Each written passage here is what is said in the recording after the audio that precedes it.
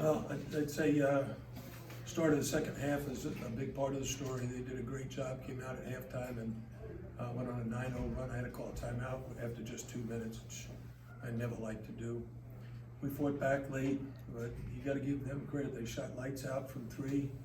They shot 55% in the first half, 44% for the game. And I thought they out-rebounded us 41-34. They had 22 assists. We had 19 and only 5 turnovers. That's probably the best we've done, not turning the ball over and still sharing the ball very well. We forced some turnovers, gave us a chance late in the game, and unfortunately we're not able to overcome their 10-point lead. Coach, what do you see, with the rotation, the lineup at the end of the game, you decided to kind of opt away from Northside and Amir, and that kind of led to a run. What did you see kind of from Georgia Tech's defense that made you opt that way? Well, it wasn't Georgia Tech's defense. It was our defense on Georgia Tech. We were having a very hard time switching and keeping them in front. So when that happened, we needed 2 things. We needed to go with a team that could possibly switch and be successful, but also a pressing team where we could be up on the ball and trying to force turnovers. And that gave us a lot of 3-point shooting on the court as well.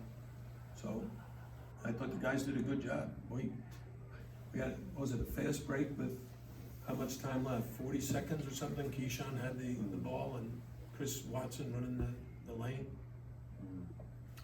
And every possession in the last 5 minutes is so critical, and that one probably the most important in the game.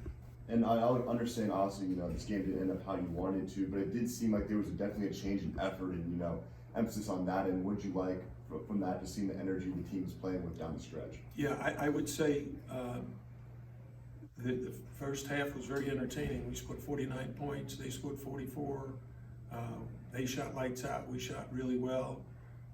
And I was hoping that for us that would continue and we'd be able to guard them better, but it turned out the opposite. We missed a lot more shots and they kept on a roll, including that 9-0 run to start the half. You mentioned the 9-0 run. Georgia Tech has been a team that hasn't started the second half well most of the season. What was kind of going on in that first 2 minutes of the half for your team? Well, the first was Kapari drove down the lane and dunked the ball. And the next one is we gave up a wide open 3. So now they got it, that's a 5-0. And then they get another easy basket off a turnover. So when you're not playing well at the offensive end and the other team is really taking advantage, and that's what they did to start the second half. If you look at their scoring for the game, Miles Kelly had 25 and made 7 threes. Right?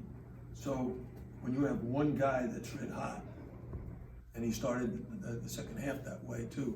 He started the game that way, but he started the second half. And those 10 things tend to have the domino effect. One guy's making threes, then the next guy makes threes, the next guy makes threes, and pretty soon you're feeling very, very confident about the way you're playing offense. Coach, can you talk a little bit about how Keyshawn George played incredibly well first half, 16 points, and then didn't record a field goal in the second half? What went into his role in the second half? Well, the first half, I thought he did a really good job of getting in rhythm.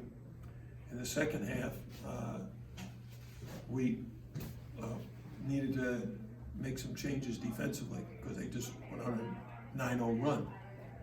So he was the one that I took out and eventually got him back in. But some of coaching is guessing like who can give you a hot hand off the bench. One of the main things for us this year has been when I look at the bench scoring, I think we've been outscored in, how many games have we played now? 28? I think we've been outscored like off the bench. Well, in conference play, we've now played 17 conference games.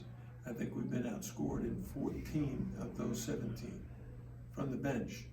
And that has always been a concern of mine. Part of that comes from the injuries. We didn't have Nigel tonight.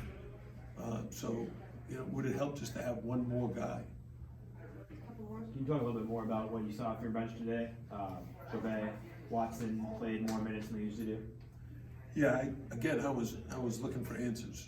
And when Wiggle went down, we put Christian Watson in, and he did a nice job. He ended up, 2 for 5 from the field and 1 for 3 from the foul line. So, but he was a +6 in the time that he was out there, so that's pretty good. You mentioned Hugo Poplar. I mean, obviously he went down with the injury there and was able to come back in the game. I mean, I know he's battled injuries throughout this season, but did it appear to be anything serious or? No, he said to me, one of his teammates fell on his leg Yeah. and twisted the ankle. He just needed to get out and be sure that the ankle was okay. I put him right back in within a minute. Thanks, everybody. Thanks, Coach. Lose the game,